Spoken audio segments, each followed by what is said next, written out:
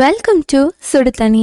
இன்றைக்கி நம்ம வீடியோவில் குக் வித் கோமாலியோட டாஸ்க் ரெசிபி தான் பார்க்க போகிறோம். நேந்திரம் சிப்ஸ் எப்படி பண்ணுறதுன்னு பார்க்கலாம். அவங்க நேந்திரம் காய் வச்சு பண்ணியிருந்தாங்க. எனக்கு காய் கிடைக்காதனால இன்றைக்கி நான் பழம் வச்சு பண்ணுறேன். இன்னொரு நாள் நான் காய் ரெசிபி போஸ்ட் பண்ணுறேன். இதோட இன்க்ரீடியன்ஸை நான் டிஸ்கிரிப்ஷன் பாக்ஸில் கொடுக்குறேன்.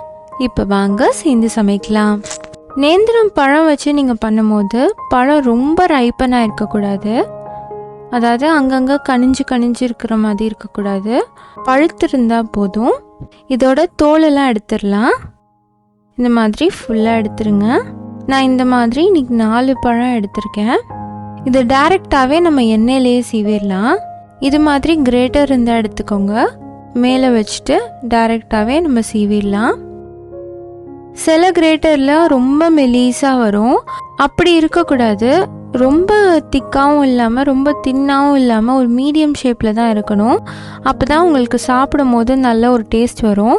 ரொம்ப மெலிசாக இருந்துச்சுன்னா சீக்கிரமாக கரிஞ்சிடும். அந்த கேஸில் நீங்களே கட் பண்ணி போட்டுக்கலாம். நைஃபை வச்சு ஒரு மீடியமாக நீங்களே கட் பண்ணிக்கோங்க. ரொம்ப திக்காகவும் இருக்கக்கூடாது. அப்படி இருந்துச்சுன்னா இந்த கிறிஸ்பினஸ் இருக்காது. மீடியமாக கட் பண்ணிக்கோங்க.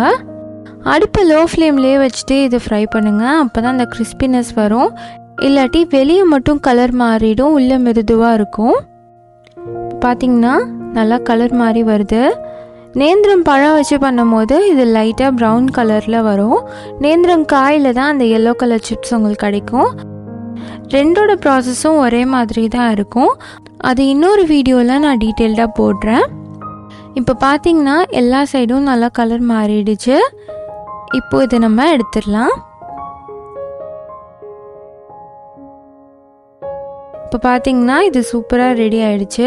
1-2 மெலிசாக இருந்துச்சுன்னா அது கொஞ்சம் கருகுன மாதிரி இருக்கும். அதை மட்டும் எடுத்துருங்க. இதை ஒரு பவுலில் மாற்றிக்கலாம்.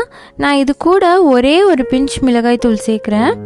அது நல்ல ஒரு ஃப்ளேவர் என்ஹான்ஸ் பண்ணி கொடுக்கும். இது இனிப்பாக இருக்கும் போது ஒரே ஒரு டென்ச் லைட்டாக அந்த கார ஃப்ளேவர் ரொம்ப நல்லாயிருக்கும். கடைகள்லையும் இப்படி தான் கொடுப்பாங்க. இதை நல்லா மிக்ஸ் பண்ணி விட்டுடலாம். நம்மளோட நேந்திரம் சிப்ஸ் சூப்பராக ரெடி ஆகிடுச்சு. எல்லாருக்கும் ரொம்ப பிடிச்ச ஃபேவரட்டான ரெசிபி இது. கேரளாவில் ரொம்ப ஃபேமஸான இந்த ரெசிபி இனிமேல் நீங்களே வீட்டில் பண்ணிடலாம். இந்த வீடியோ உங்களுக்கு பிடிச்சிருந்தா லைக் பண்ணுங்கள். சுடு தண்ணி சேனலை சப்ஸ்கிரைப் பண்ணுங்கள். தேங்க்யூ.